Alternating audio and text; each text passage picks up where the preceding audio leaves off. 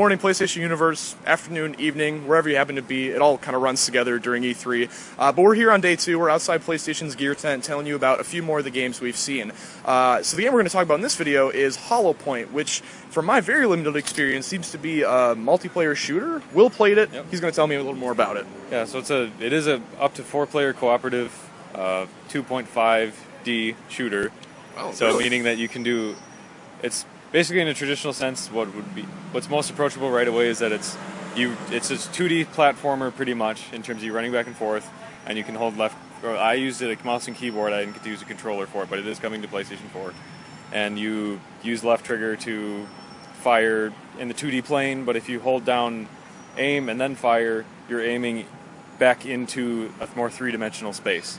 Okay. So then you can the enemies come from different directions. They'll come streaming out from the background of the environment, so you can shoot at them, but then once they reach into the 2D plane, you switch to have to fighting in that regard. So really? Okay. Yeah. Interesting. An interesting approach to that. Is it a single player, multiplayer?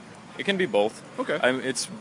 There are 50 levels in the game in total, but your characters, you can play all 4 of them at the same time, really, by switching through them in the same levels and gaining experience. But they only go up to level 30 for experience.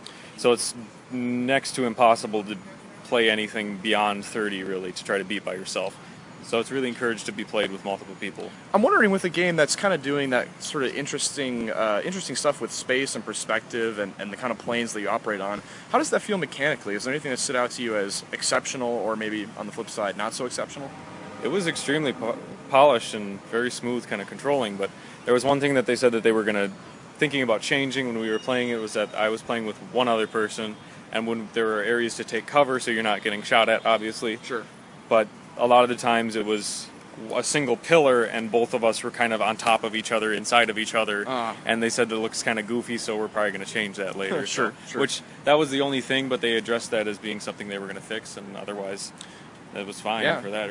And the other thing that stands out to me from what I've seen of promo art and key art is it has a visual style that seems kind of like a dystopian sci-fi. It reminded me a lot of Blacklight Retribution. Would you echo that?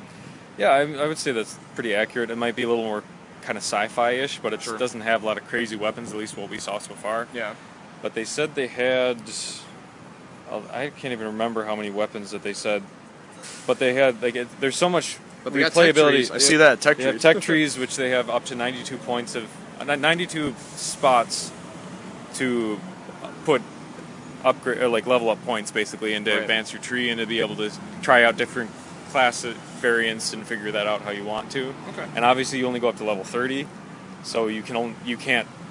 Obviously that's not enough to fill out the trees. Right. So what they did is involve a prestige mode where you can keep doing that and leveling up your characters in that way. Awesome. And weapons also level up with you too. With what kind of abilities? Is it just kind of stat boosts, or do weapons kind of evolve in interesting ways? A lot of it was attachments, and they also there are stat boosts to what they talked about, so you can really kind of fine-tune a weapon. Like if you gravitate towards one, you can fine-tune it to really make it what they wanted it to be, was like the perfect weapon, your ideal weapon in a game. You can spend your time and make it that thing. Really? But then once you reach that level, then they want you to basically just kind of ditch that one and start over again with new weapons and keep exploring it that way. And you can do that with all the players and the characters too. Is there a story that kind of drives this action? Are you kind of leveling up throughout missions with objectives, or? They didn't talk too much about the story so much, or if they're just kind of more that you're doing kind of not bounty missions, but you're doing kind of missions for a company or something, or recruiting and contracts kind of stuff. So. Okay. We'll see how it evolves. And I mean, we probably have a bit to wait. I'm going to guess 2016. Yeah, I believe so is what they said. It might be about a year out. Is what they said. Okay. So yeah. All right. Well, look forward to Hollowpoint. I mean, you liked what you saw. I know it was one of the games you liked most on day 1. Yeah, it was controlled really, really well, and it was great to play with multiple people. And it's got so much customization that it could last you dozens and dozens of hours, if not 100 or 2. Well, check out Hollowpoint. Maybe it'll be the kind of game that lasts you dozens of hours as well. Yeah. Thanks for watching, guys. We'll bring you more videos here from day 2 of E3.